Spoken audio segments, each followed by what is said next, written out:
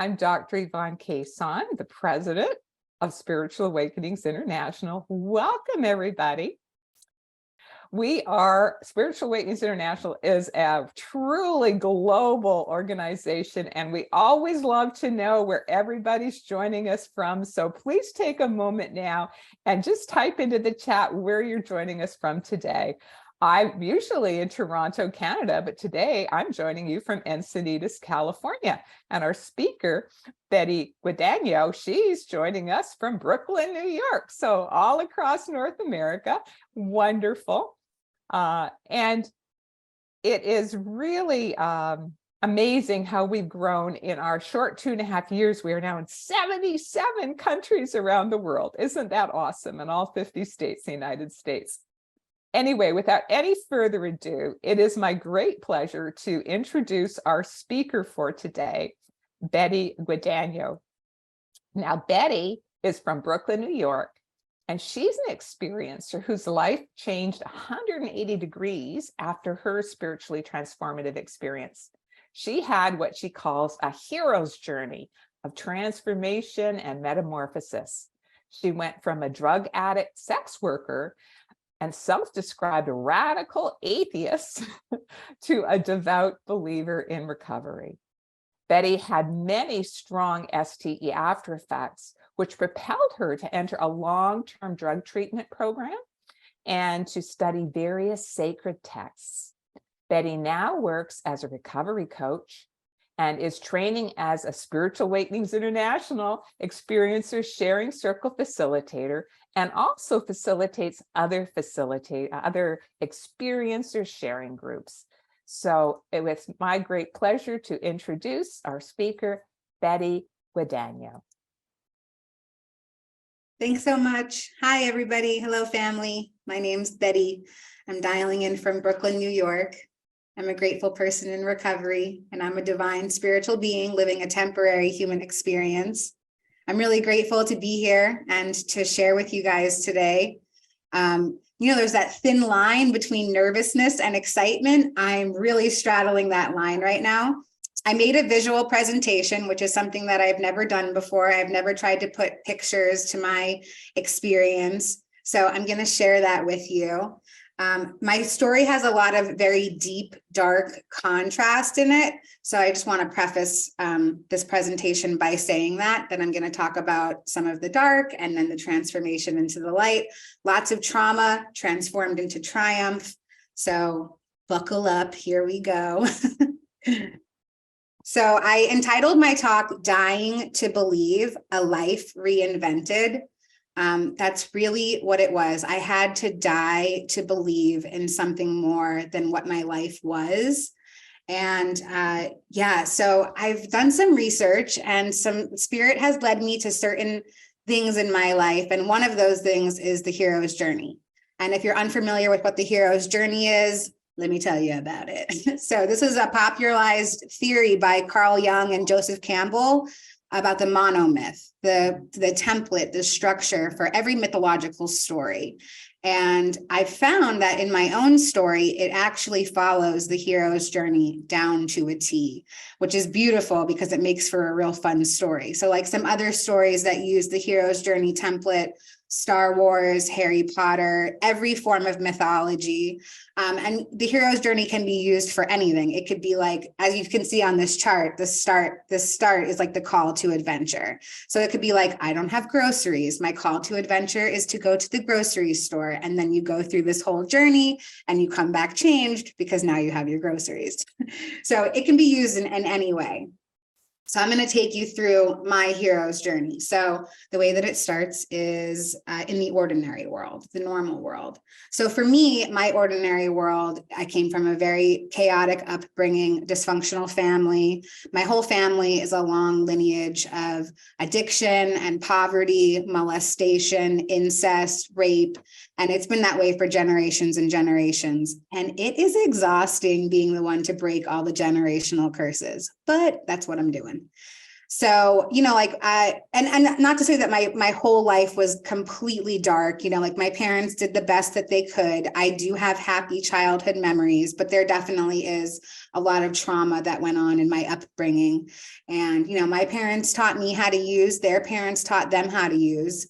And I'm just going to show some pictures of my family. So, I really this is just sort of like my childhood, how it was like very chaotic, felt like very staticky. These are my parents, and this is little me. So this is my family. And like I said, my parents did the best that they could. Like my life wasn't all darkness and distress. Like there was happy memories as well. And my parents taught me how to use, their parents taught them how to use. It started with just kind of seeing my family drinking alcohol. Like I noticed that if they were in a bad mood, if they drank alcohol, their mood would turn. And then usually it would turn pretty violent after that. But, just being able to witness that there was something outside of them that could make them not feel the way that they were feeling. And so that's what I mean by like, they taught me how to use, because I watched them. These are my parents. This is me at 23 years old. So my parents had been, struggling with their own addiction for their whole lives. It didn't really become obvious to me that they had a problem with addiction until I was into adulthood. I was just like, that's how the dis-ease of addiction works. It progresses over time. And so as you can see, like my father looks very sick. My parents are kind of like dead in their eyes. So, my parents' disease progressed in a pretty radical way. We constantly moved when I was a child. We were always getting evicted. My father could never keep a job. We never had any money. We stole our groceries. And, it was just like very, there was like no foundation in my life. And in 2007, my parents made a decision to stop using drugs. And they did that by committing suicide with one another. I was 23 when that happened. My sister was 18. We found them. And I mean, there's really no words to describe what a loss like that is like. It's very stigma filled. I was like drowning in an ocean of stigma and shame and confusion, these big, huge question marks. I never really felt guilty about what happened. The only thing I felt guilty about was not feeling guilty. I really understood where my parents were coming from because I had my own sort of dis-ease, of addiction that had already manifested in my life. So, I understood that they felt like they were burdens, and in a way they were emotional burdens, physical burdens, financial burdens. And so they just thought that this was the best way to do it. They didn't know that there was any way to stop using drugs without dying. And so, this death, man, it melded me to drugs in such a super dark way. Like I said, I was already an addict before this happened. I was a teenager, I would drink and, smoke pot and like whatever teenagers do to experiment. But I always really liked not feeling like myself. Using drugs and alcohol made me feel brave and courageous and like I could be somebody different. And I didn't have to worry about like what my life was like because I was kind of in unawareness when I was using. And so after this death, they became my best friend. Drugs became my parents, and they definitely were my higher power. I didn't believe in anything more. There was lots of reasons why I was prone to atheism in my life. Like I said, I grew up in a really chaotic, dysfunctional environment. So it didn't make sense how God could exist and I was living this kind of life. And then when my parents committed suicide, I definitely didn't want to believe in God because from what I could gather from, the Bible, it meant that my parents were somewhere really bad. And I didn't want to think that they had such a struggle in life and now they were going to be condemned to somewhere even worse for the rest of eternity. And so I just hid from God because it was really simple for me to do that. And so drugs became my God, alcohol became my God, other people, other places, everything outside of myself became my higher power. And I was in a lot of self-will, I was my higher power, I was my biggest fan. And so drugs became my whole personality. I thought that I was this party girl. I was so much fun. I was living my life, was so carefree. But in reality, it was never really fun. And I was really just masking like this super deep, pussy wound of abandonment and hurt and loss and shame and confusion. That's such a big one for me, confusion. So yeah, like my dis-ease of addiction, it progressed and it changed shape many times over the course of my life. And I found myself in so many situations where I kept losing everything in my life. Like my husband would leave, took the dog, I lost the apartment, no job, no money.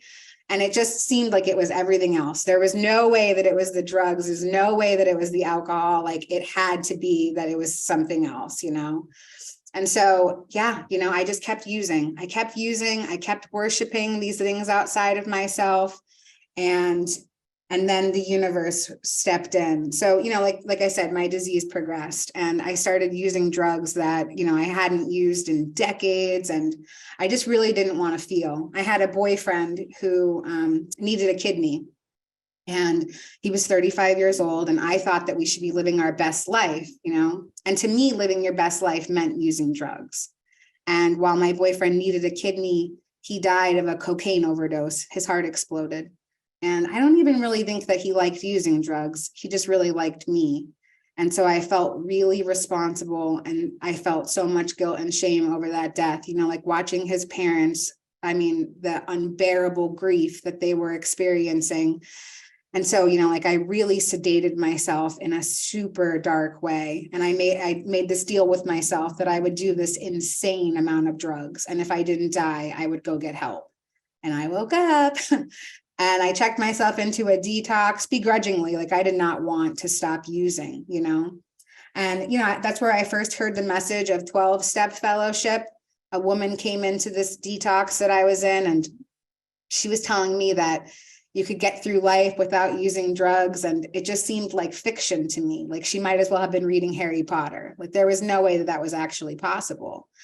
But there was something about her. It was like she was glowing, And so I was very attracted to what she was saying and to her as an individual. And so I started going to 12-step meetings when I left that detox, but I just didn't really understand it, like they were talking about a higher power. And again, I had this very large resentment against what I perceived God was because of what had happened with my parents. And so, I stuck around for a couple of weeks. And I went right back to using. But, when I had gone back to using, it was as if, I went full throttle all the way. At this point in time, I had been using drugs for 20 years. And when I went back out after sort of being introduced to a spiritual program, my life just evaporated so quickly. I started using drugs that I swore I would never use again. I started smoking methamphetamine. And if you don't have any experience with that drug, I'm happy for you. It was invented in Nazi Germany and Hitler was on meth. So that will give you a little scope of what that drug is like. It's insanity. It's genocide. It's totally unmanageable. And my life evaporated. Like I said, I had been using drugs for over 20 years. And the last couple of years of my active addiction on this particular drug, and it was like, poof, vanish. Like anything that could even remind me of my last life disappeared. And I became like very depraved and very desperate to continue using drugs and not feeling. And I just became like a dumpster for drugs. Like at this point in my life, I was running away from so many feelings, the feeling of grief, the feeling of abandonment, the feeling of rejection. All of these things just made me, I felt like there was no way that I could go on. And I needed drugs to just keep me breathing. That's what it felt like. And, I started hanging out with a lot of colorful characters because I myself was a colorful character. And somebody acted very colorfully. So, like when my parents had died, I made this decision to not be a victim in my life anymore. I felt so victimized my whole life. And my parents' suicide, was just like, it really put me over the edge of it. And so I decided in that moment to become the perpetrator, to become the abuser in people's storylines. And I caused a mountain of harm in my life to lots of different people and organizations and places and things, you know. And so, you know, like I had done some harm to this one particular person. And so to retaliate, he decided to give me an overdose of hallucinogens inside of a drink.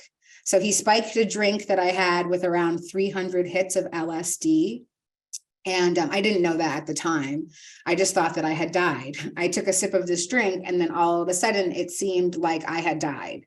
Like I was at this show. It was a review show. It was like a cabaret style show. There was this stage. It was full of red lights and racked in red velvet. And it seemed like every act in the show was a part of my life. It seemed like a life review. And so I'm sitting at the bar and I'm looking at the bartender and I'm like, oh my God, I died. How do I get out of here? And he was just like, he had no idea what I was talking about, obviously. And I just didn't understand what was going on. So in that time of having this LSD poisoning, 10 days had gone by, but in my mind, it felt like 3 months. So like my concept of time was completely cracked open. So in my mind, a whole summer had gone by where I was just kind of like floating in between two universes. Like I was here, my physical body was here, but my mind was in this whole nother universe where everything was turquoise and green and blue, and it was all forest, but my physical body was here. And so 10 days went by, and then I finally sort of snapped out of it. When I came to out of like this deep hallucination that lasted in my mind months, I had 3 broken toes, I had a concussion, and there was a homeless kid sitting on my living room floor smoking cigarette butts. I have no idea what happened in those 10 days or how all of that was part of my story when I woke up, but you know, like my brain had been cracked open in that experience. So it was something that was done to me with malicious intent, but in reality, it really started to break me open into the world of spirituality without my permission and without me knowing. So, you know, like I just continued to live my life. I thought that I was dead and I was hanging out in purgatory. And so I thought, well, there's no consequences to anything I do. And I never really had thought that there was consequences to begin with, you know. But this made me even more sort of like very hedonistic, very depraved, a super abuser. And, you know, like I said, a lot of my perception had been opened up. So I just continued to cause harm. And I'm going to take you through my actual awakening experience. So let me just share the screen again. So my call to adventure happened, you know, like after this very dark, depraved adventure, I guess you could call it, with drugs and like with this overdose of hallucinogens that was given to me. And so my perception was completely cracked open. I experienced a spontaneous Kundalini awakening in March of 2019, March 23rd to be exact, which is the beginning of the season of Aries, which is the symbol of rebirth. And that's exactly what it felt like for me. It felt like a complete and utter rebirth. So in this call to adventure, I was transported to the space of eternity, the same space that people who have near-death experiences describe. That's where I found myself. And I was taken through my pre-birth planning. I was shown infinity, and I was taken through the vibration of every emotion. I had a unity experience, and I was shown my divine mission. So I put some images to that. Let's go into that. First, I want to talk about how numbers came into my awareness. So in the spiritual world, you'll hear some people talk about angel numbers. They're signs from spirit guides or angels to grab our attention. So they typically come in sequences of numbers. So like 1111, 222, things like that. Because our whole world is so chaotic, if you see something that's all the same in a row, it'll grab your attention. And so the first time that numbers ever came into my awareness was in October. It was October 31st. It was Halloween. And I was looking at my bank account. I was charging my phone at a portable charging station. My phone was dead. And so in New York City, we have these places where you can go charge your phone. My phone had an 8% charge. It was 8:08 p.m. And in my bank account, I had $88.88. And I thought, wow, that's really weird. I didn't know what any of that meant. I just thought that's crazy, and I just went about my life. And so that was that's like the first memory I really have of spirit sort of stepping in. And then after that, oh my goodness, I was so flooded with numbers. They would wake me up in the middle of the night at 222 so that I could see the clock, and then they'd let me go back to sleep. And, it was just like really chaotic. It felt like somebody else was in control. And because I was under the awareness that I had died, I just thought like, okay, maybe they're trying to help me figure out like what to do now that I'm dead. So I had this experience where I went to heaven. And so I had taken an overdose of hallucinogens, this time that I had given myself, because like I was going to go do my laundry, and I thought, well, I might as well be wavy for some mundane human task. And I realized that I had taken too much when I got there. My awakening actually started to take place at 3:33 p.m. The only reason I know that is because I tried to record myself, because the way that I was feeling was so insane. It didn't last long. I couldn't keep the camera going. So let me see what I have on the next slide. Sorry, I totally forgot. Okay, so so my Kundalini awakening, I'm going to tell you about the information from what I understand about what a Kundalini awakening is. So according to Tantra, Kundalini energy rests like a coiled serpent at the base of your spine. And when this dormant energy flows freely upward through the 7 chakras, it leads to an expanded state of consciousness. So let me just talk about how I got to the point where I was starting to have this awakening. So I was at the laundromat, everything was real weird. And so I started to run home. And so I lived about 6 blocks from the laundromat. And I would get to the corner as I was like in this sprint home. And I would get to the corner and it would say Madison and Stuyvesant on the street signs. And I would go to the next corner and it would say Madison and Stuyvesant again. And the next corner again. And so it was like I was stuck inside of this loop. And then all of a sudden the world became washed in the brightest white light. And all of the buildings around me crumbled to the ground. And all that was left of them was the green lines of matrix code that make them up.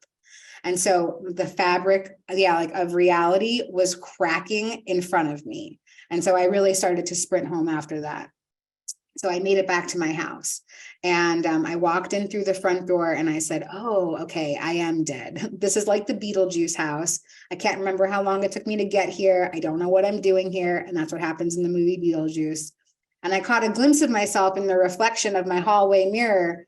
And I had no idea who I was. I mean, like no recollection at all. And I heard this voice come into my awareness, and it sounded a lot like my mother. And I was looking at myself in the mirror and I said, well, my mother's voice said, what are we doing inside of our daughter? And then I heard this masculine voice come in, and it said, it was trying to remind me. And it felt like every masculine energy that I've ever encountered in my life, including my father. And so what happened was I was downloaded with their suicide. There was this loud question in my head, like, what are we doing inside of our daughter? And then I felt the feeling of despair of the suicide. And so let me just, so I'm going to talk a little bit more about that. So when I was downloaded with this belief, I was like inconsolable, on the bed, hysterical crying, and then my awakening started to take place. And let me just share some more information that I have about what Kundalini awakenings are like. So the symptoms of a Kundalini awakening are that things in your life start falling apart, anxiety and depression will occur, there's physical symptoms, and then unexpected favors, synchronicity, and help arrive. And that's definitely all part of my story. And the effects of a Kundalini awakening, there's an inner urge to try new things. You become sensitive to external happenings. You start making life-changing decisions. Your intuition becomes strong, and you have a strong desire to be of service. And, for me, and as this says, you identify what your soul's path is, and past trauma doesn't have the same effect on you anymore. So I'm going to get into how all of that actually integrated into my life. So yes, I had this awakening experience where I was transported to heaven. And let me just, sorry, again, first time with a visual presentation, how fun doing this all at once. So I had this experience where I had heard this masculine voice, and it guided me into eternity. And when I went into eternity, I didn't go like directly into the light. I felt the vibration of every emotion. And, you know, like now I know what's kind of like the scale of consciousness is. So like on the lower level of the scale of consciousness, it's like fear, despair, anger. And then as you start to work your way up, you go into like courage, acceptance, love, peace, unity. And so it felt like I was going up and down this scale. Like while my Kundalini was awakening, you know, my chakras had never been touched before. They had never been opened in any way. I didn't even know what a chakra was. Like spiritual awareness was not part of my picture at all. And so there was this rush of energy going up and down my body, and it was opening up all of these channels inside of myself. And it just kept going up and down me. In fact, it was causing me to pee all over myself. So like half of my awakening was spent on the toilet, which is kind of funny. And I could still perceive my body, but as my third eye and my crown opened up, it felt like my spirit shot out of my body, but I could still see myself. I was in my bathroom. And I started journeying into the space of eternity. And like I said, I went through the vibration of all these different emotions. And in that space, I was shown my place as the divine feminine energy. And I was shown that I, as a spirit, I have two types of energy inside of me. I have this divine feminine energy and this divine masculine energy. And I was shown my place in every pantheon. So I saw my place as the divine feminine energy, Jesus and Magdalene, Adam and Eve, Shiva and Shakti, Zeus and Hera, Osiris and Isis. And I saw my place in all of those storylines. Again, these are all part of the hero's journey. And what's my next slide? Okay, let me talk a little bit more about that, and then I'll get to that. So, you know, like at first I thought that it was just me. I was like, oh my God, I'm Eve. I destroyed creation. This is crazy. And you know, like, thank goodness for integration later in my life. I realized that it's not just me. So another part of my experience was that I was taken through my mission as a soul. And, you know, like during all of this, I just thought like, oh my God, I'm so high that I think I'm talking to God. This is crazy. You know, like I just thought that it was some sort of hallucinogenic trip. I didn't think any of it was real. And so I was taken through my divine mission as a spirit, and I was shown that I am a spiritual soldier sent to earth with a divine mission. And so the way that it was, you know, put into my mind's eye, it looked a lot like the Gravitron ride from Carnivals. If you can remember this ride, it looks like a spaceship, and it spins really, really fast, and you can throw yourself up against the wall and you can contort your body in different positions. So I saw myself as this spiritual soldier, and I was coming out of the side of one of the walls. And I was shown that I'm a starseed from the constellation of Orion, and that I'm sent here on a divine mission.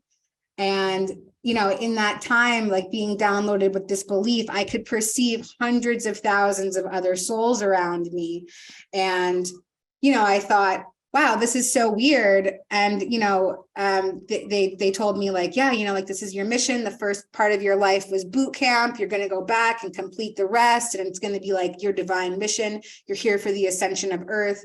Earth is transforming from a level of third dimensional consciousness to fifth dimensional consciousness. And in this space, I was like, oh my God, that sounds so cool. I'm going to watch from here. I'm definitely not going back. And they were like, no, you have to go back. Like, you signed up for this. You still have a lot to get done. And I was like, yeah, you know what? I'm going to go grab my PJs and like a bowl of popcorn, and I'm just going to chill out here. And they said, okay, listen, we're going to take you through your pre-birth plan so that you can see why you chose to do this and why you have to complete it. And so the way that I was taken through my pre-birth planning, everything really looked like a video game to me. Probably because of the generation that I was born in and the things that I've been exposed to in culture. And so this man presented himself to me. He was wearing a plaid blazer and a fedora, and he had a grocery cart. And he took me through this grocery store. It kind of looked a little bit like this. And there was all these cereal boxes on the shelves. And he said, okay, pick your life. And I could perceive myself as a spirit. And I was like, all right, if I'm going to Earth, I'm going to Earth. And I start grabbing all these boxes. and it's like molestation, rape, addiction, poverty. I picked my parents. I picked all the partners that I would have my emotional, physical, and sexual traumas with. And we made these decisions together as spirits to play these parts in each other's lives. I also saw the moment when I chose to be the abuser in other people's storylines. And so, like I'm going through this process. They're kind of showing me like my stats as a person. And, like I'm very dismissive of the whole thing. And there's a lot of stuff in my grocery cart that I hadn't gotten to yet. Like I had experienced all of the adversity. And then there was some boxes in there that were about overcoming and recovery and community and service. And I hadn't gotten to any of those things yet. And I really just wasn't interested in doing that. And so I said, listen, like there's no way that I'm going back. And I said, I'm definitely not going back into her. And I pointed to my body outside myself. I said, she needs way too much healing. She's glitched. There's no way. Sorry. And they said, okay, you don't have to go back into her, but you do have to go back. And so we'll show you the baby that you'll be born into. And so again, they pulled up a screen that looked a lot like this. And they showed me this little baby. And they showed me all of her stats. They showed me her gender, her ethnicity, where she would be born, who her parents were, what her mission was, her adversity, all of these things. And I've shared with you a lot of trauma from my life. I had a very deep contrast in my life. And this baby that I was reading her life story, she had even deeper levels of adversity than myself. And, I couldn't even imagine starting from zero. I mean, there's just no way. And they said, you signed up for this very extra difficult level of the game because you came here to transmute all of this darkness for the collective.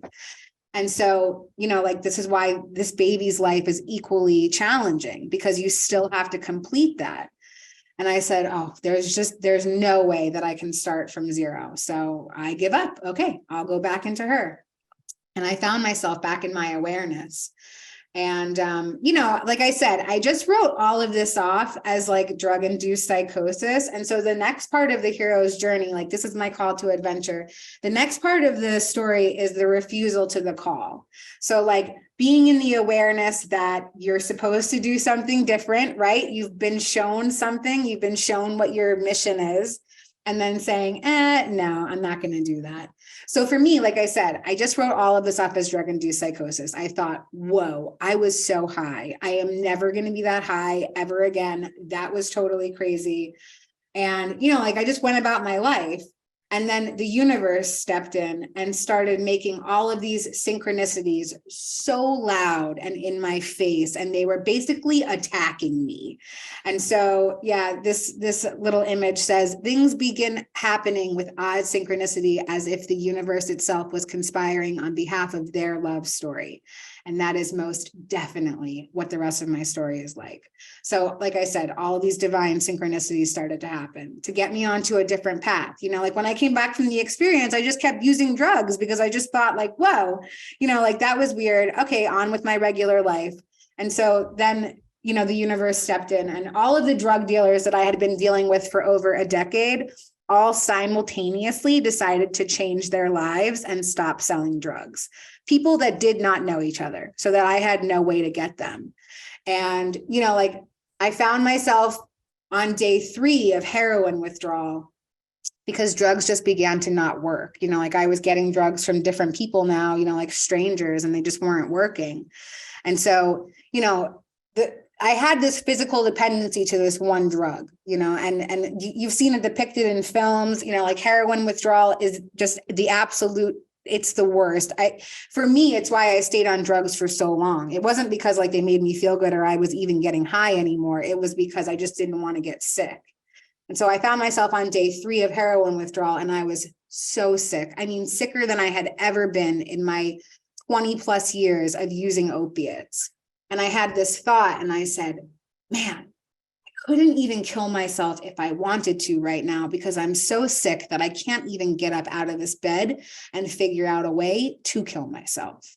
And right then I heard this voice, and it told me that I could request what I wanted fixed. And, I was like in the throes of desperation. I was willing to believe anything. Okay, I hear some weird voice in my head. No problem, weird voice. I believe you. And so I was very over intellectual about it. I said that I wanted my pain receptors and my neurotransmitters fixed, that I wanted to no longer be physically dependent to heroin. I didn't say that I wanted to be rid of my drug addiction, because I still definitely wanted to use other drugs. I just didn't want to be physically tethered to this one substance. And so, yeah, I experienced a spontaneous healing. So after I had requested this fixed, they told me to lay back in my bed and to count downward from 10. And as I did, these two little men appeared in my mind's eye. They were these little white men with these bulbous noses. They were wearing white lab coats, and they were just standing there right in my mind's eye. And then all of a sudden, these little lawnmowers manifested in front of them. And so they were kind of like jumping with the lawnmowers. And I watched these two little men go through every crevice of my mind. And as they walked through the crevices of my mind, I felt these intense hot tingles. And I just knew that something was taking place. And so when they were finished going through my mind, it felt like a thumb go across my forehead and create X's, which could be representative of a thorn of crowns. I felt a palm on my forehead, a plunger on the crown of my head. And as the plunger plunged down, it lifted up. And in this bright white flash, I was instantaneously healed out of day 3 of heroin withdrawal. I mean, like seconds before, I was literally sick all over myself. And then moments later, I was able to jump out of bed. I was screaming at the top of my lungs. I couldn't believe that I felt chosen. Like I felt redeemed and restored. And, like there's a lot of contrast in my story. Like the person that I was before this healing, before this experience, she was a devout atheist, a homeless meth head prostitute strung out on heroin, a racist, a rapist, a liar, a manipulator, a thief, all the things that you would think wouldn't get you into heaven or restored in any way. I was all of those things. And here I am in this moment, and I'm completely well. And I know that it's from something bigger than myself. And now I'm totally aware that my experience in eternity was not some drug-induced hallucination. It was a real experience. And this was the thing that let me know that. And so after this, my path became almost crystal clear. So at first I thought that I had to go and tell everybody the good news, because like that was what was very loud in my mind. So I was like, I got to let everybody know that God exists, that God is cool, like, oh my goodness. And so I started going out on the New York City subway system, and I was like proselytizing and evangelizing, and it was pretty crazy. I was pretty nuts. And then the universe stepped in for the next part of my hero's journey, which is meeting my mentors. And they would guide me on the rest of my path and give me the tools that I needed to integrate my experience. So like I said, I was spending a lot of time on the subway system being totally insane. And then I found myself on a train, and I was sitting there. I had no destination. I was just like lost, broken, battered, confused. I really didn't know what was going on in my life. And this man appeared across from me, and he was wearing a Narcotics Anonymous necklace. And I heard a voice in my head, and it said, "That's your path, follow him to a meeting." And that was on June 1st, 2019. So a little over 2 months after my experience in eternity. And I followed him to a meeting, and I've been clean ever since. And, I went to a few more meetings over the next couple of days, and I found myself, I walked through the door of a women's meeting. And, like when I came into this process, like after my healing and everything, like I did not look the way that I look now. Like I was super skinny, gray, sunken in. I had no teeth, like I was hopeless. And this woman, she saw me walk in, and like I said, I looked real messed up, and she just grabbed me like she knew me. And she whispered in my ear, and she said, "You are deserving of all of the love in the universe." And I believed her, and I melted into her, and I thought, maybe I am, like I definitely didn't feel worthy of any kind of love, but like I knew that the universe was setting me up to succeed, maybe not succeed, but at least get onto a different path. And so I went to another meeting the next day, and, I found myself in this meeting, and there was about 70 people there. It was a very big meeting. And it felt like every person was sharing directly to me. I mean, like they weren't, but they were, And so, I had this moment where I was like, wow, I don't know how to be a person. I don't know how to be a person without using drugs. Nobody ever taught me. Like I don't know how to brush my teeth without being high first. I don't know how to do anything. And right then I heard a voice in my mind and it told me to turn my head to the right. And sitting 2 seats away from me was the program director of a long-term rehab here in Brooklyn, where I live. And I just knew that it was another divine sign, like I just had a thought that I didn't know how to be a person. And now sitting 2 seats away from me is a woman whose life's purpose, passion, and profession is teaching women how to be women again after the use of drugs and alcohol. And I knew that I had to talk to her, but I did not know how to do that because, like my addiction kept me so isolated. And so, like, I'm trying to like get myself pumped up throughout the meeting. And so I'm like punching the air. I'm like, yeah, come on, you can do it. You're going to have a new life. This is going to be amazing. Come on, come on. And, so the meeting ends and I go to walk over to her and I'm all jazzed up. I'm like totally pumped and she's gone. She left early and I felt totally defeated. And so with my head hanging, I walked to the bus to go home. And when I stepped onto the bus, that woman was sitting right there. She left the meeting early and was somehow on the exact same bus as me. And I ran up to her totally manic. And I was like, oh my God, I think that you're an angel. You're sent to earth. You're here for me. I think you're supposed to help me. I want to talk to you inside, but you're already gone. Now here you are. Oh my goodness, please, please, please, will you help me? And she said, yeah, we'll help you. Come by tomorrow. We have a bed. And this woman said a sentence that changed my whole life. She offered me unlimited opportunities without my permission, without me knowing that's what would happen to me. And I went to that program the very next day with just the clothes on my back. I mean, like I didn't have anything to take. And, my life was just so empty. And so I just went there and I started my journey, and so this is the next part of the hero's journey is crossing the threshold into the extraordinary world or the unordinary world. And so in this process, there was lots of trials and failure. More mentors and helpers came my way and I developed, like growth and new skills. And I basically learned how to be a person all over again. Like I had never really learned how to be a person before. And so in this process, I got to go to school. They let me go to school. I became a peer advocate. I have a job in the recovery field today, which is a wild sentence to say. Like my life before my awakening and before recovery, I was a prostitute and I was a pimp. I used to manipulate women. I'd get them strung out on drugs so that I could sell them to make money from my own addiction. And today I have this amazing opportunity to make a universal amends. And I assist women on their healing journeys today. And it's more than I ever could have thought for myself.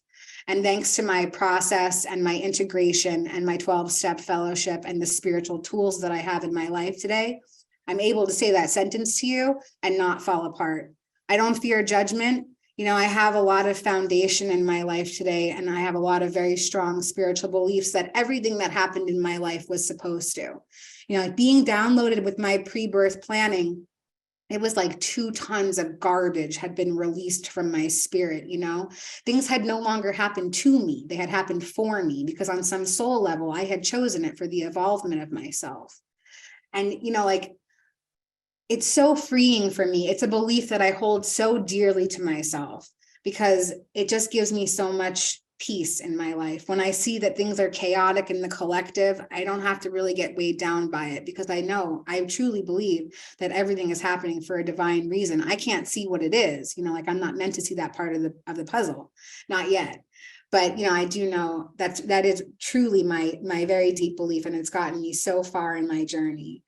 And so, let me take you through the rest of the stages of the hero's journey, or my hero's journey anyway. Like while I was in treatment, I began studying the law of attraction. I read every book that I could about metaphysics, the law of attraction. I read every sacred text. I wanted to know everything. This was the first time that I was ever using my mind in my life. And so I was just insatiable thirst for knowledge. And I didn't have a cell phone or a computer. I was in that treatment program for 17 months. So for 1.5 years, I didn't have access to the internet. It was totally archaic. I had to read books to learn stuff. It was crazy. But I learned how to manifest my reality. And, I found so many amazing gifts that I had as a spiritual being. And, so this death and rebirth of myself, like my revelations that came from my integration process, which, like I said, happened inside of that treatment facility. It took me a long time to figure out how to let go and surrender. I'm in a constant state of spiritual surrender now. I shouldn't say constant. I mean, I still take my will back all the time, but I'm aware that if I live in spiritual surrender, my life will be much more manageable and much easier to get through. So, part of my, like the atonement, which is the end of the hero's journey before you come back into the regular world, is that you get a gift, And so some of the spiritual gifts that I had was I was able to practice the art of bibliomancy. And if you're unaware what that word means, let me tell you. So bibliomancy is where you open up a book to a random page and it speaks to you. And so when I first had my experience, not only would I open up a book to a random page and it would speak to me, but it would also have a light box around it. So it was like highlighted. My mind's eye would create this box around exactly what I was supposed to read. And, it was a little scary, like having spiritual gifts come into your awareness after being in zero awareness. I was like, hey guys, can you turn this down a bit? But I still practice this art on a daily basis. I did it right before this presentation because I was so nervous. And of course, Spirit said exactly what I needed to hear to me. And another one of my gifts that came from my spiritual experience was the gift of synesthesia. So all of my senses kind of intertwined with each other. I could smell sound, I could see, texture, all of my senses became intertwined with one another. And, today my gifts are much more turned down because I requested that. Like I said, I was pretty scared, but I have so many other beautiful spiritual gifts, one of which is bringing spiritual community together, finding my soul family. Ooh, that's my favorite spiritual gift. I find them on a daily basis. Let's see what slide is next. I can't remember. Okay, so returns changed, right? So now I've entered back into the regular world, and these are all part of my process, being part of community. Finding my purpose in life. My purpose lies within my passion. What can I talk about for hours and never get tired of? Spiritual awakening, recovery, awareness, community, love, source. So this is what my purpose is, and to be of service. Oh my goodness, I am of so much service. I love being of service. So I want to show you some of the contrast. I want to show you the pictures from before and after, and then I'm going to talk about a little bit about my integration process some more. So this picture on the left is me in active addiction. I was very drunk. A dog bit me in the eye. And that was what my life was like. I had to get 9 stitches in my eye. Thank goodness I didn't lose it. And then, here's a picture of me on the right. I just got a haircut, looking cute. And then this picture on the left is me in active addiction after like a cocaine bender one night, drunk. I got into a fight with a man. He slashed my face with his fingernails and cut open the stitches on my eye. And this picture on the right is me getting the keys to my first apartment after being homeless and living in a rehab for 1.5 years. And then this picture on the left is about a month before my spiritual awakening. This is what I looked like. So like I said, you can see I'm very sunken in, very gray, completely dead in my eyes. And the picture on the right is last September. I was asked to share my story at the IONS conference in Salt Lake City, Utah. And that was such a beautiful gift for me. To think that the girl on the left became the girl on the right is just beyond anything that I ever could have thought. I never thought that I would see anything like what my life is like today, and so I'm under the awareness that this is a great awakening that's happening. I mean, there's no way that I would have been awoken if it wasn't something happening on a global scale. This was not part of my picture. And so, like I said, I involve myself in a lot of service. I'm of service in my 12-step fellowship. I do that on a daily basis. I belong to a community for near-death experiencers and spiritual experiencers on the IONS platform. I do service there. I also do service for Spiritual Awakenings International for their sharing circles. I belong to a group that studies A Course in Miracles, which is a spiritual text that I live my life by now. And I also study the Baha'i faith on Saturdays with a beautiful Baha'i community. It's an organization called, well, the meetings are called Meaningful Conversations. And that's what we have. We have meaningful conversations. And I think the biggest gift from my experience, is remaining open-minded. After my experience, I was very closed-minded. I thought that whatever I was perceiving in that moment had to be truth. And so I kept myself in this tight little rigid box, and I became very self-righteous, and I developed a very big, large spiritual ego. And I thought how different I was from everybody else, like how much better I was because I'm awake and they're not. And that's not what my life is like today, because I know that everyone is a reflection of me. And so when I see people at different points in their spiritual journey, I know that that's either a past version of me or a future version of me if I'm not careful, but still just a version of me that deserves love. And so, and also I'm of service for what I do with work now. Like I said, I'm a recovery coach. I assist people on their healing journeys and recovery. And, I deal with a lot of people who are not interested in recovering. And so I talk to addiction all day long. And it reminds me of my last life all day long. And it can be really challenging and exhausting, but it's rewarding when you just get that one little glimmer of hope, like you see one seed that you planted 2 years ago, and all of a sudden it's starting to sprout a bud. And, it's really beautiful. And that's another thing, is cultivating seeds. I've learned how to do that in my life now. I thought that because my experience seemed so instantaneous and I manifested this whole new life for myself so quickly, that everything else in my life should work that way too, shouldn't it? No, it doesn't work that way. Again, that spiritual surrender and recognizing and respecting divine timing. Oof, it's still a practice for me. I'm still integrating my experience. And I'm so grateful for my communities that I'm a part of, because they've given me language for everything. Right now I'm telling you this story, I'm saying it somewhat eloquent, but I didn't have any words for what had happened to me for so long. I never went into a spiritual closet. I always felt very called to share about what had happened to me. Like I said, my download was very loud and clear that we are in the midst of the Great Awakening. We are ascending from a level of third dimensional thinking to fifth dimensional thinking. And I'm here to be part of that. And so are all of you.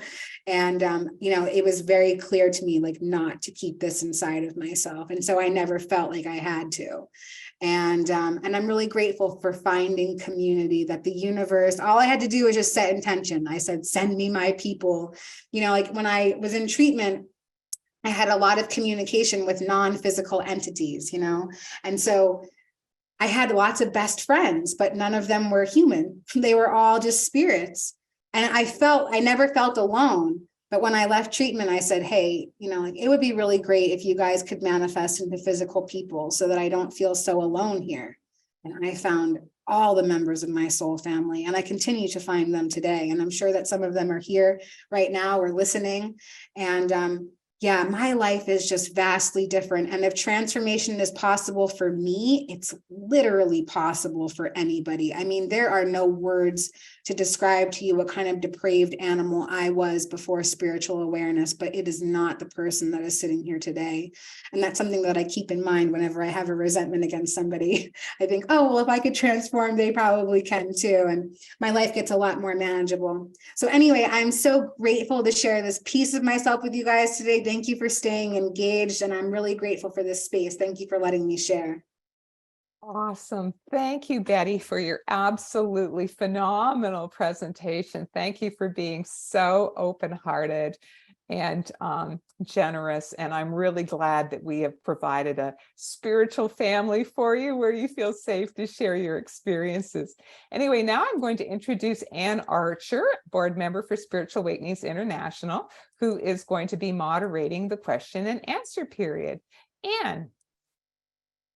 Betty, I love your story. I do. I've heard it before, and I just can't get enough of it. I love you. I love what you stand for. I love the language that you've been given. So thank you so much for being so articulate and careful about how you're presenting your story, along with the hero's journey, because it's a classical tale and I love it. But in that sense of the hero's journey, can you tell us what is the most important thing that you believe that you've learned along the way? I would say the most important thing that I've learned along the way is to exercise 3 spiritual principles. And this is very big, like in 12-step community, but honesty, open-mindedness, and willingness. Like these are the 3 spiritual principles that I exercise in my life on a daily basis, because they make my life freer and happier and more productive. And yeah, I would say for me, especially the open-minded part, like I might think that I know something, and then the universe will gladly throw a spiritual brick at my face to re-humble me and say, you don't know what you're talking about. And yeah, so that definitely open-mindedness is probably one of the keys to my rewards and my hero's journey. Great. One of the questions we have that's come up is, you've mentioned the 3rd and 5th dimension reality as a part of your journey and understanding that and the awakening on the planet. Can you speak to that, please? Yes. So the way that I understand it is these are levels of thinking. So, a 3rd dimensional level of thinking is an ego-based thought system. So self-will, self-righteousness, things like that. A 5th dimensional level of thinking is more spirit-minded. So service, community, and just being more God-centered. So 3D, self-centered, 5D, God-centered. So that's my understanding of what the dimensional shift will be. It's going to be a shift in thought. Okay, so intention and spiritual surrender has come up as one of our questions. Can you speak more to the tension between intention and spiritual surrender? Okay. Yeah. Spiritual surrender. Oh my goodness. My most loved and hated thing that I have to do in my life. So setting intention, like for me, I've been able to manifest this really beautiful life. And I think that it's just me. I think that it's this human, but in reality, it's actually all part of my pre-birth plan. And so that's where my spiritual surrender comes in. Like my higher self, my soul has developed an entire plan for my life. And, so, okay, this is a good way that I kind of like a analogy that I can put it in. It's like being in a movie, right? I'm an actress and there's a script. And so all I have to do is just read the lines, right? And then we can get the scene done. We can go on to the next one. But when I'm in my self-will or thinking that I know what's for my highest good, I'm like, you know what? I'm going to improv these lines. Let me like change the scenery around. And so that makes my life unmanageable, which is when I'm not in spiritual surrender. So for me, spiritual surrender is reading the lines on the script. And I can't see what the lines are, but I know that if I'm in a constant state of surrender, it's going to flow to me. So like for me, having myself in self-will or thinking that I know what's for my highest good, I create all this resistance around the storyline that could actually be taking place. And, another part of my experience was seeing alternate realities and multiple timelines. So like, there's really no way to mess it up. Like if it's not working out here, it's working out somewhere else exactly how, it was planned to. But it's kind of like a choose your own adventure game. Like you can turn to the page 74, turn back to page 39, go through all these different loops and valleys. And so yeah, for me, spiritual surrender is this beautiful process of just saying like, I don't know, the universe does, let the universe do its thing. And I have to constantly remind myself, like it's a practice. And so I try to do it first thing in the morning. And if I can remember to, I do it sometimes during the day. And I try to do it at night. And just to, like have those end caps on my day like that, giving my life over to the universe, to source. That was beautiful. Just to carry that a little further, one of my understandings and beliefs and senses of how things work in the world is that we can all follow our inner guidance, and our inner guidance is divine guidance. And therefore, we become co-workers with the divine. And otherwise, we're alone in a very difficult universe. Now, can you address that a little bit? Sure. Well, what's coming up when you're saying that is like, how do I differentiate between the voices inside of me, right? I have divine guidance inside of me, and I also have ego guidance. And so I have to figure out which one of those voices I'm paying attention to. So I'm going to share this part of my integration process, because for me, it was really important for me to be able to figure out which voice was which, because the ego can whisper too. If it knows that spirit's whispering, it can copy the same thing. And so, they say like spirit is always going to come to you in a whisper, and that your ego will always come first. But for me, a part of my process was developing my shadow, developing the pieces of my shadow. So like before I came into spiritual awareness, I lived in my shadow self. I never knew any of my light. I didn't know that existed. And so my shadow is very developed. And so coming into awareness and coming into the light, I want to disown my shadow, right? I'm like, all right, you're out of here. No more of you, no more darkness, no more depravity. That's over. Now I'm this angelic being and I only live in the light.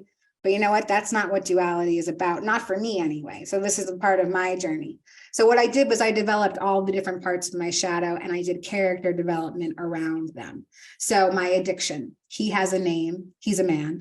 His name is Richard, and he talks to me, and he whispers to me, and he says like, oh, just one drink. It's not a big deal. Everybody else does it. Why can't you?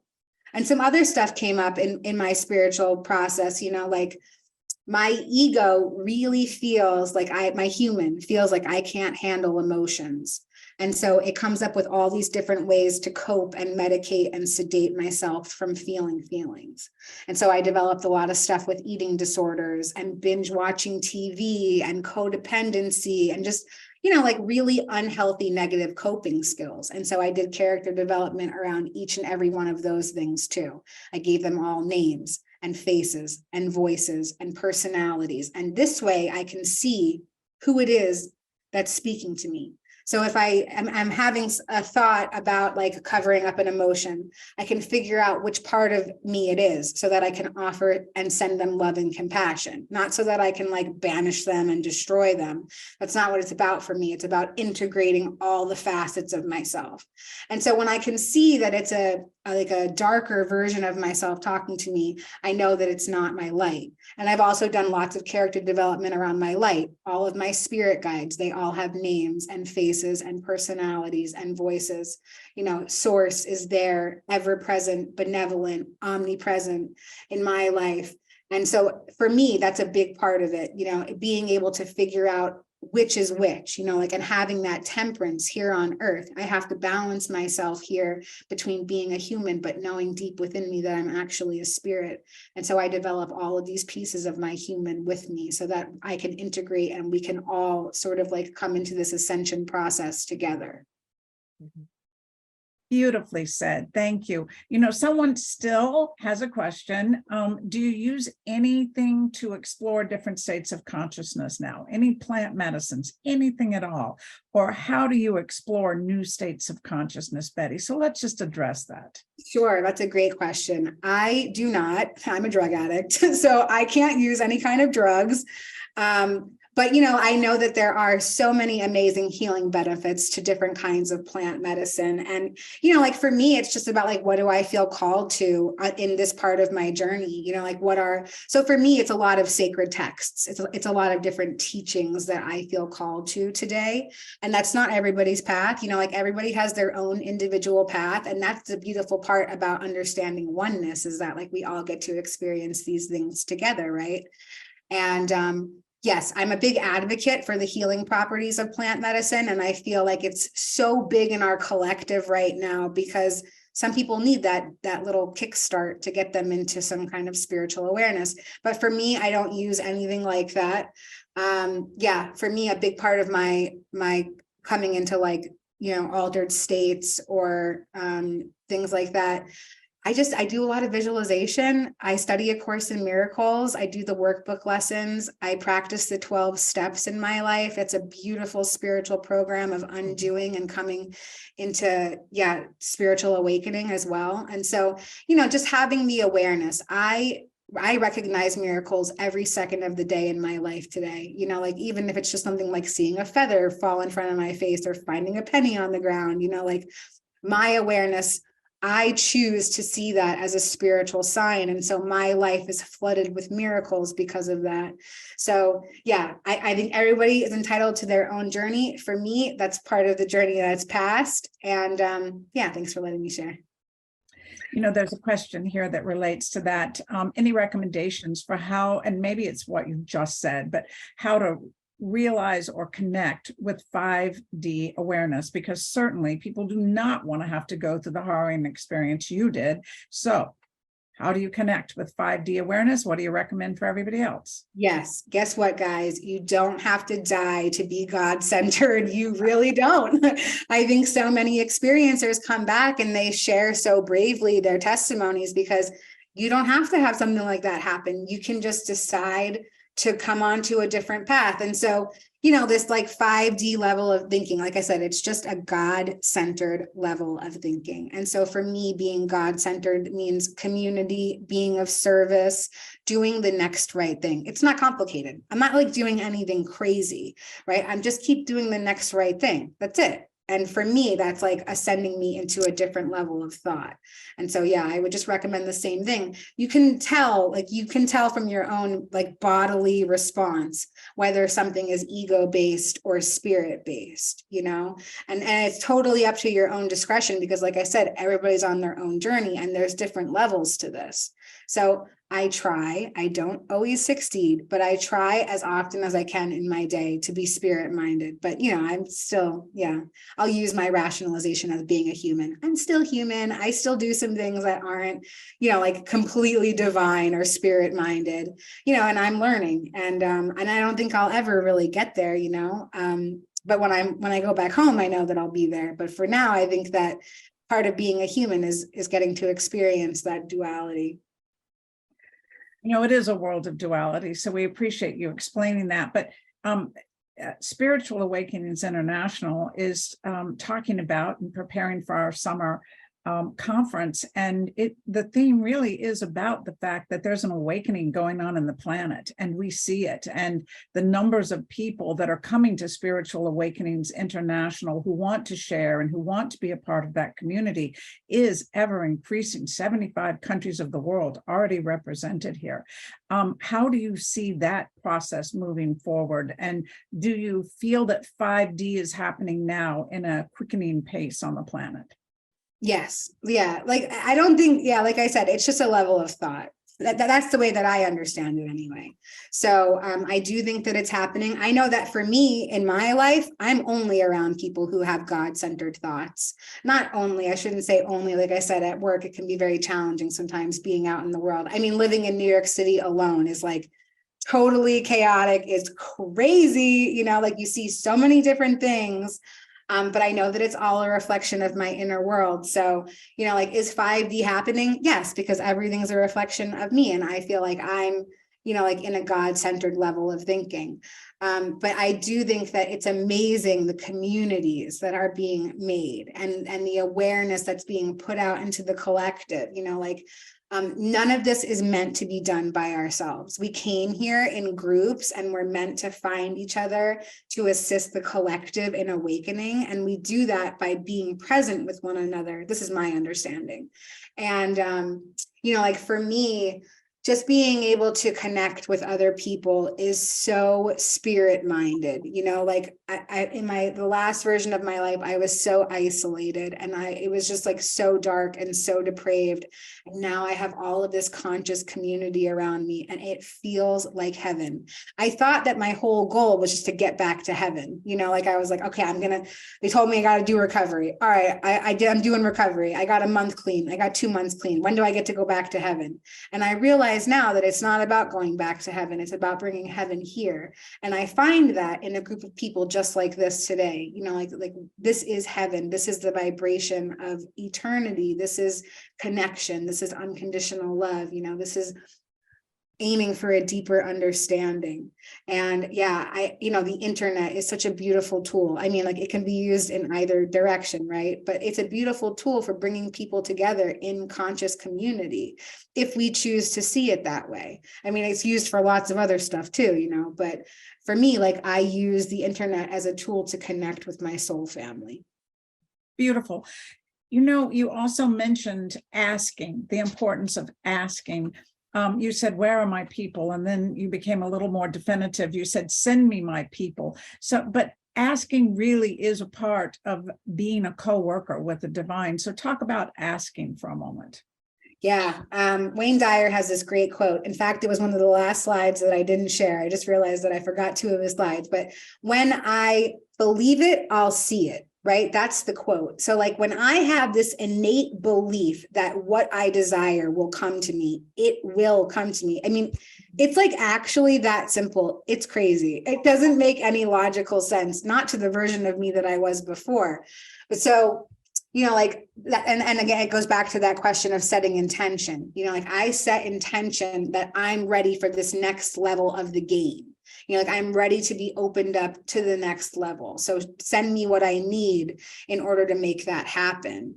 And and again, the open-mindedness, because my mind has changed so many times about like what I think the next level is supposed to be. And that's when it comes to spiritual surrender as well. Like, I don't always know my highest good. So I just try to keep things real vague, like, I set intention to do whatever is necessary for the highest good for all, not just for myself, but for the whole collective. So, yes.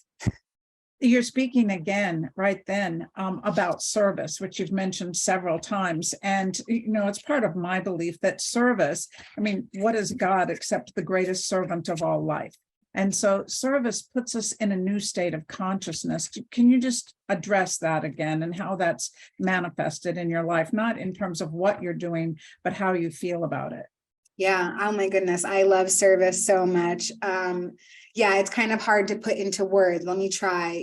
I feel like when I'm a servant, I am being used as a vessel for the divine. Like, the divine is coming out through me to whatever community I'm being of service to.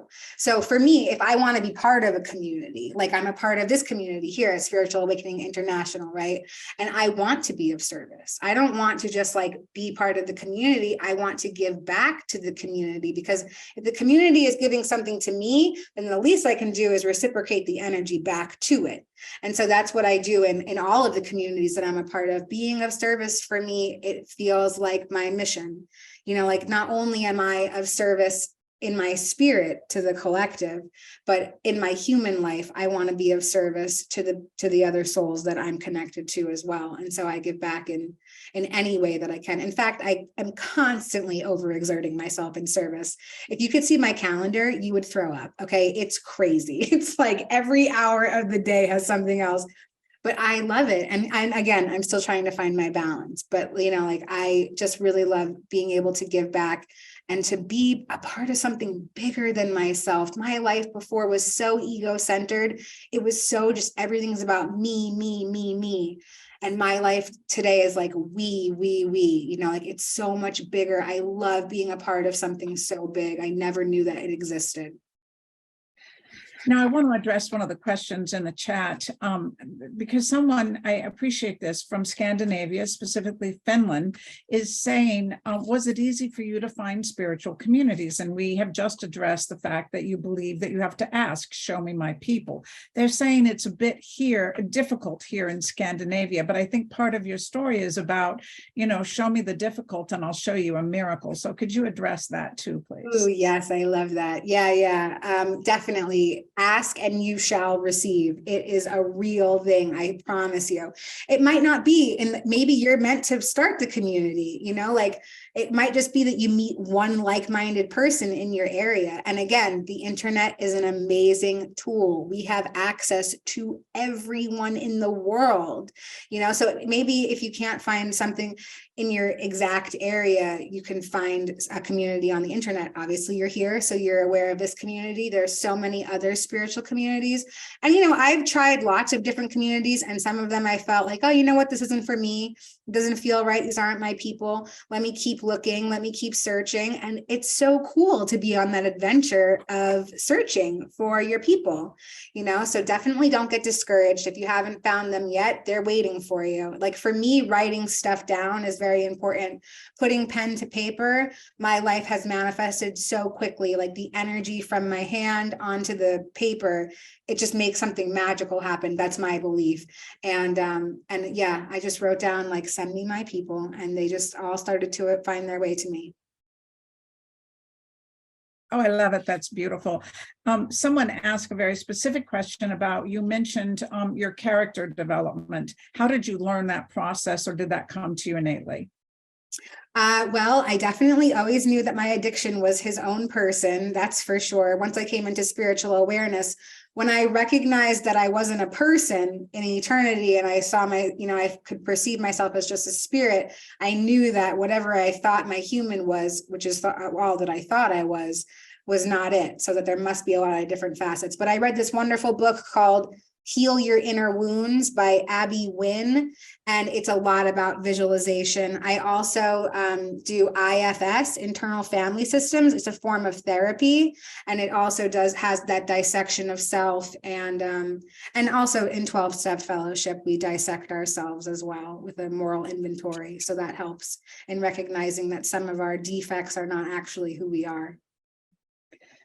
Thank you. That was great. I want to address this question because I have strong beliefs about it. This person is asking, how do you believe it when you're a skeptic by nature, they're saying, and you want to see in order to believe, which never, of course, works. But address it again. I know you did already, but let's address it again. Yes, I too was a huge skeptic. Like I said, radical, devout, militant atheist. And the thing is that when the way that the law of attraction works is that when you want, you're affirming to the universe, I don't have. So if you want to see something, you probably won't see it because you're creating too much resistance around it. But if you expect to see it and you kind of like live in the vibration just for a minute or so, just feel yourself in the vibration of actually witnessing a miracle. I mean, like my testimony is a miracle. So if you don't believe, like just seeing the picture of who I was before and who I am now, that's a witness. You just witnessed a miracle. That's a miracle that I went from some gray-skinned, sunken-in junkie to the person who's sitting here today. You know, like that is being a witness to a miracle. But if you want some tangible proof in your own life, just live in the vibration that it's already happening and be open-minded to what it is. You know, like I have a lot of skeptics in my life. In fact, my partner is a skeptic and not a believer. And so he really grounds me in my human experience. He believes that I believe, but he doesn't believe for himself. And that's totally okay because, you know, like every person's journey is just for them. And, you know, like just having acceptance around that. But yeah, miracles are all around us. All you have to do is just open your eyes. Okay, beautiful. I love that. I wanted to ask you this too. You talked about breaking the generational curse, and you also talked about your life planning. Give us a little bit more of an overview of those choices that you made and whether they were choices or you felt predestined to it. Everything in my life I have felt now that I have this awareness is predestined. That's my true belief. So the family line that I chose to be born into, I picked it for specific reasons. Again, I'm here for this grand awakening of Earth. So I'm here as a soldier to transmute very dark energy. And so I picked a specific family line to be born into because there was so much contrast inside of it. And so, you know, I picked my parents, obviously, so that I could look this way and you know, and just be able to like be the person that I am today. But yeah, I do believe that I chose the family that I would be born into. I saw the moment when I, as a soul, picked the partner that would sexually abuse me as a small child, and the reasons why we had done that, and that in previous lives, the roles were reversed and that I was the abuser. to his spirit in a previous life. And so it's about balancing all of these energies, which is why when I was shown that I would have to come back no matter what into a new body, I had a lot of the same lessons come up because they hadn't been transmuted on both sides. I had to balance the energy in this lifetime for this mass awakening that's happening now. Beautiful. Again, you also showed us the wedding picture, right? And so did you feel like that was a transition point, or did it crash and burn like everything else? Oh yeah, it crashed and burned, which is all part of the plan too. You know, like, yeah, my parents died 3 weeks after my first wedding. I've been married a couple of times. I got a pattern in my life. But my parents died 3 weeks after my wedding, and it was kind of like their last hurrah. I saw, you know, like I could feel that that was what they were using it as. In hindsight, I see that now. So yeah, that marriage did not work out. Neither did the other two. Again, though, I was living very ego-centered. And so I'm repeating the same lessons over and over again because I was living in unawareness. So now I've been able to heal certain pieces of myself. Toxic codependency. I've seen that modeled to me my whole life growing up. And so I had to heal that not only for myself, but for my parents' energy as well. And so now in my life, I have a relationship that's healthy and functional because I've taken a look at what my patterns are. Why did my relationships keep ending the same way?